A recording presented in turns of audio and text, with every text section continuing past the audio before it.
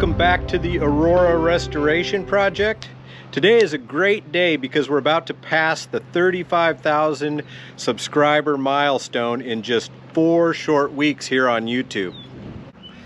I can't believe how many people love and respect what we're trying to accomplish with this old girl. Thanks for subscribing to the Aurora Restoration Project channel. I actually put together a great video for you this time. I'll actually start by giving you the 3rd installment of the history of this fine ship. Next, we're going to dig into preserving what's left of the existing railing and talk about solutions for replacing what we don't have. Then, you don't want to miss this. I'll walk you through a full restoration of the lower entry, including furnishings from the actual love boat used in the TV series. I'll take you from this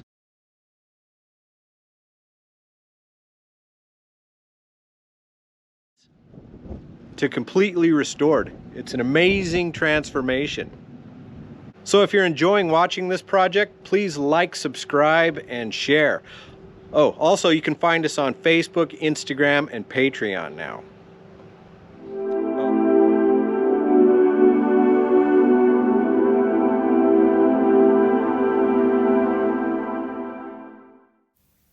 The Xanadu was no ordinary cruise ship. Your first impression is that of a gleaming white private yacht.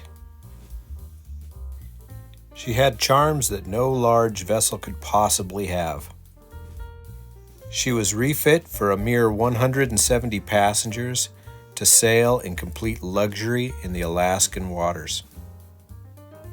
From the moment you stepped foot on this ship, you felt like you were stepping onto your own private yacht with all the luxuries to rival any large cruise ship. After 10 full years as the Xanadu, her cruising days would end in 1982. After this, she fell onto hard times and nature slowly took its course. She would be named the X-Pex, and the intent was to make her into a floating expedition ship to cruise around the world. During her time as X-Pex, she actually had a pretty good film career. She had a major role in 4 episodes of Baywatch, and from what I understand, several episodes of Fear Factor.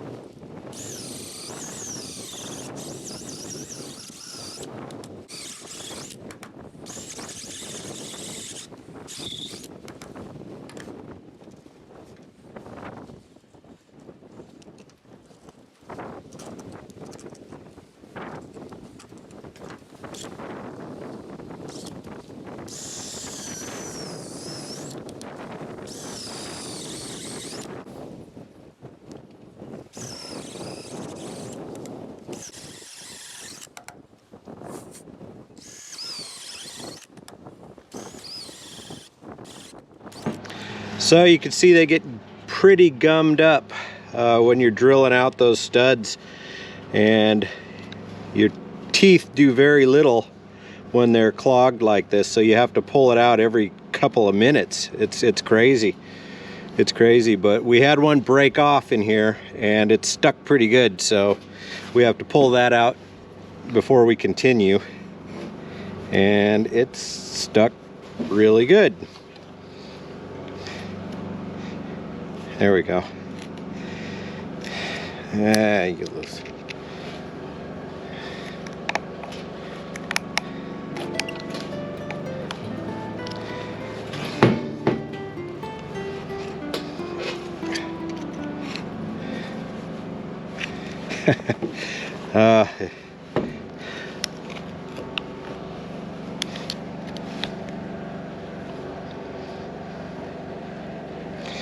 Wow.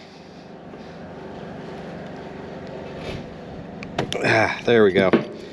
Look at that. That's incredible. So it rotted away. It was broke off in there anyway. You have to drill it out. And then I have to make a plug that's equal to this size.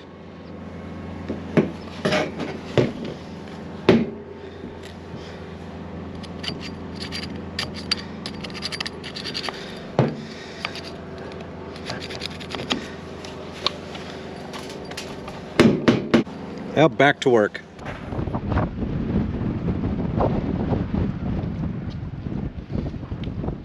Well, with these three on this other end being drilled out, and these ones look like they're pretty rotted through, you can see it's kind of separated from the steel. I think that this board's ready to come up finally. So I'm going to take it and gently try and get it up from the other end.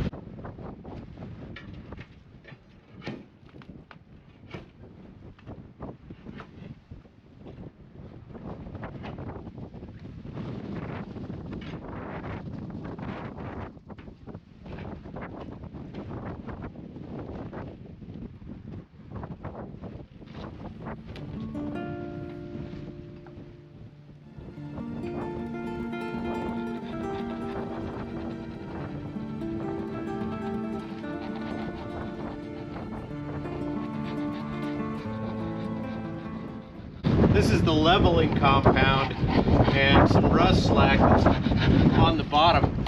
If I'm going to run these things through a planer and try to recycle them, I need to get rid of all of this kind of stuff and all of the nails that are inside.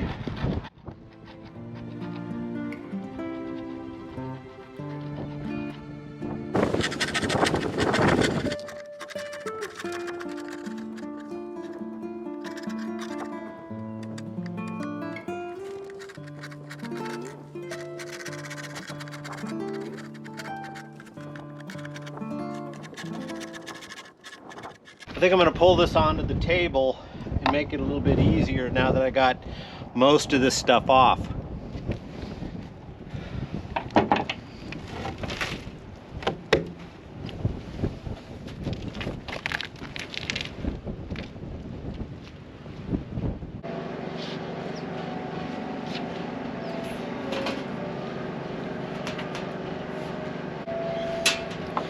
There's a lot of nails in this thing, and not all of them come out. You can't run it through a planer if there's any nails in this. So I'm going to start out by trying to remove a few of these.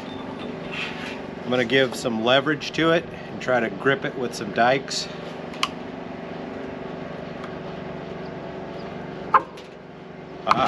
That one came out. It broke in there, but I think it's still good for planing because whatever's left in there is 2 or 3 inches in.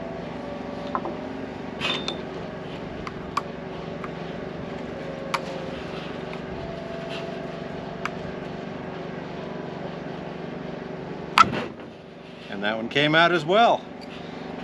Guess we're getting kind of lucky today.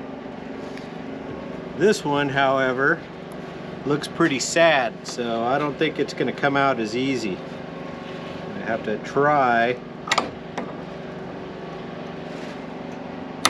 No, that one broke right off. Let's see.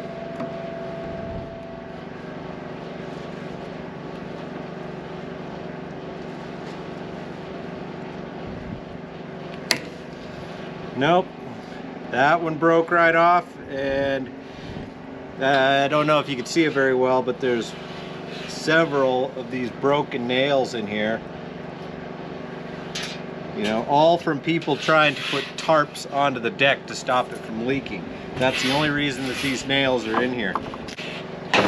We're gonna drill what's left out. I'm gonna go ahead and just clean the bottom and the side.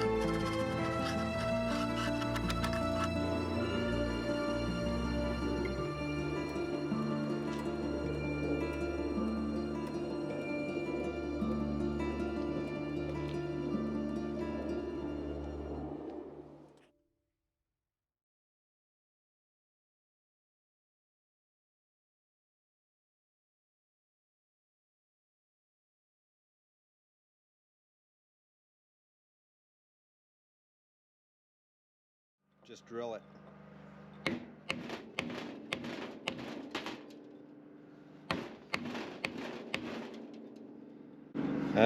Not coming out easy. Ooh, that bit's still hot. I'm going to turn it over and we're going to go ahead and drill it out. I think there's only 3 in here that we're going to need to drill out. This one and 2 at the end.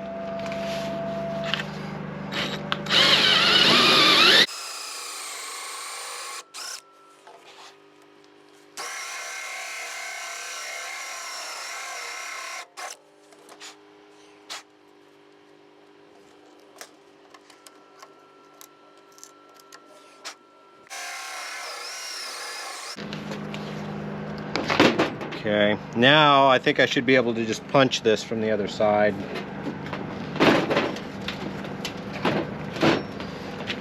Yeah.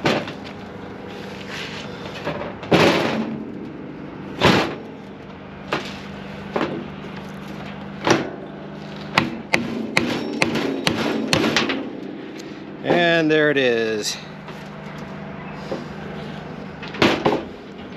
Make sure there's nothing else metallic in there.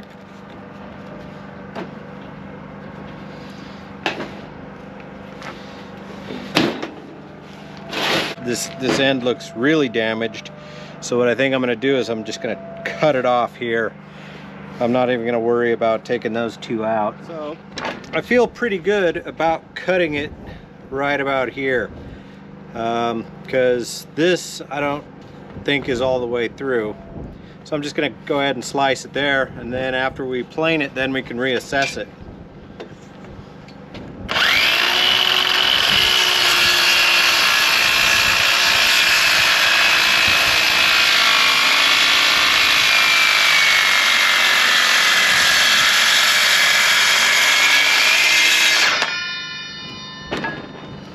Ooh. That thing's not a big enough saw to go all the way through. Pretty close. So yeah, it doesn't go all the way through. You can see where it V's right here, and this whole piece would break off. But you know, I think that this piece here, we can get a few plugs out of it because it's nice. There's no cracks, so we can plug. We could probably get enough plugs out of this piece to plug this whole piece of wood that we just started working on. So we'll save this.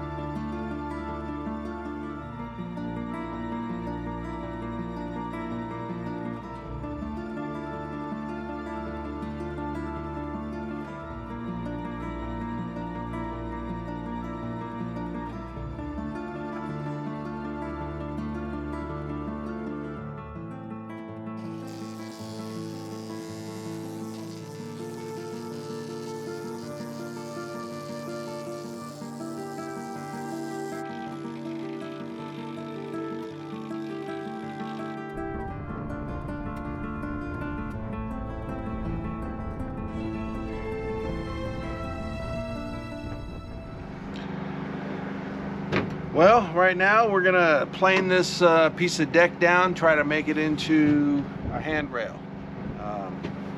It's looking pretty rough. Chris just pulled it off of the deck. It is over by the side, one of the last pieces that he had left on from back in 4, 5, 6 years ago when he pulled off the plastic tarp or whatever that stuff was made of and exposed all the teak decks. But this one's still been sitting there. and today he took it off. So we do need to recreate some of these handrails, and that's what we're going to do today. Let's go ahead and do it. All right, Chris has got this all adjusted up. We're going to take off a little bit around on this first round and see what we got, and then we'll just keep going till we get the right thickness. Okay, I think we can run it through like that. What do you think? Well, we'll never know unless we try, so let's give it a whirl.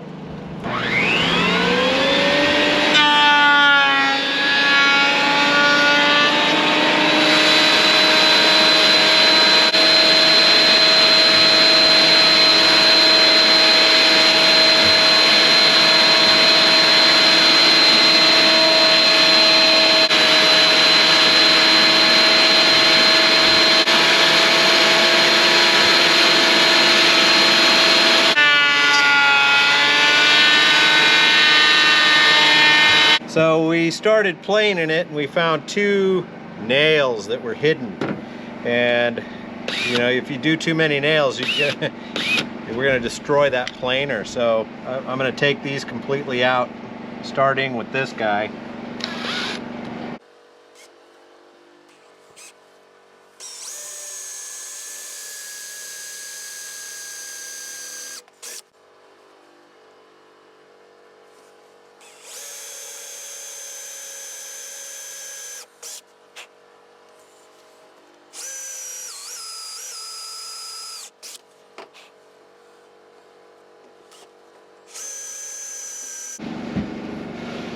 I don't see any more. I guess we can continue now. All right. This is it, last pass on this side, but we're gonna flip it over and knock out the other side. You know, all the damage is just surface damage. Inside, it's still great. Well, let's see what the other side looks like, I guess. All right, flip it over.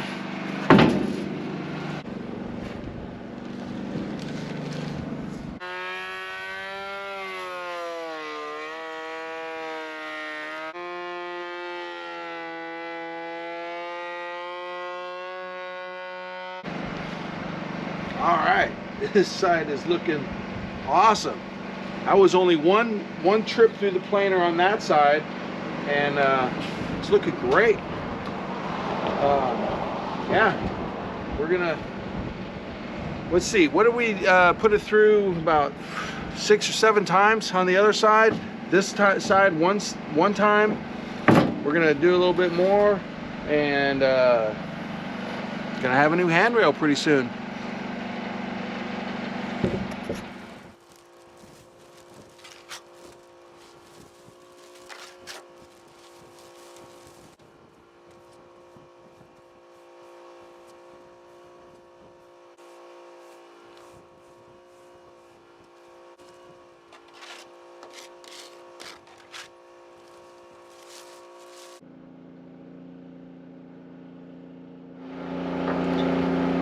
Well, that's it for today. It's starting to get dark and there's a lot of clouds in the sky, and I don't dare to work late. It's a pretty cold day today, so I'm not gonna work late. I think I'm gonna go in and edit this video. That's what I'm gonna do.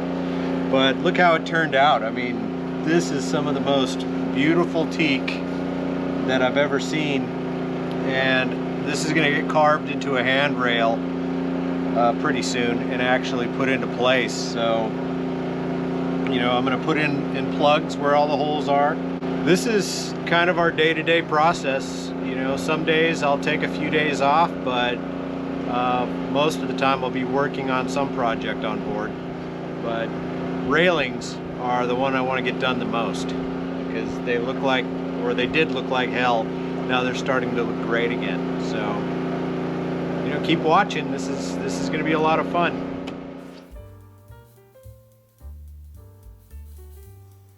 I started the lower entry and it looked terrible. It had looked terrible for a long time. It had a nasty couch down below and the floor was completely destroyed. The walls and the ceiling were, the same ceiling that had been in there since probably the 80s. Wiring sticking out everywhere. It didn't look good at all. This was an area that I felt, I could see the light through the trees, and it's something that I was definitely interested in putting together. It didn't look like it was going to be that difficult of a task.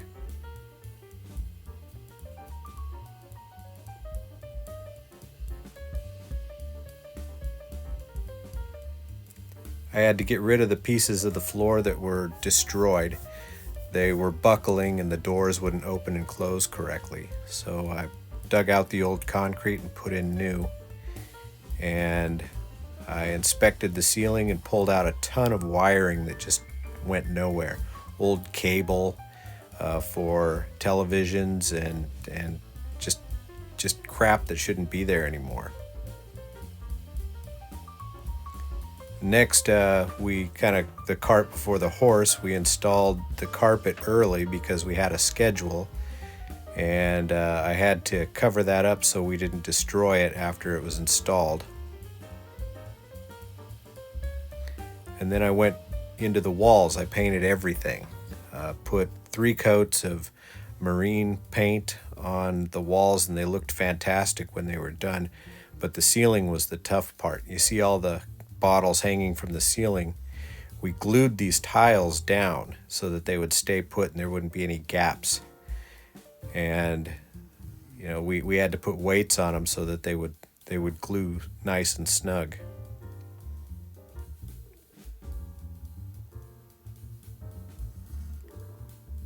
Yeah, and then the staircase, it had a layer of plaster all through it, and it was in pretty bad shape, so I had to go through and sand this whole thing down and put filler in places just to make it look nice and smooth.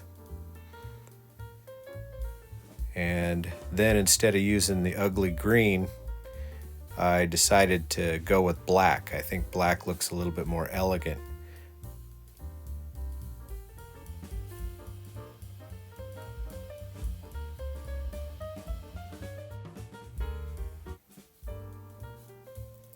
So here's a couple of before and after comparison shots. She actually turned out beautiful. I couldn't complain. Beautiful furniture, mid-century, everything. So thanks for watching and enjoy the story. You don't want to miss reading this.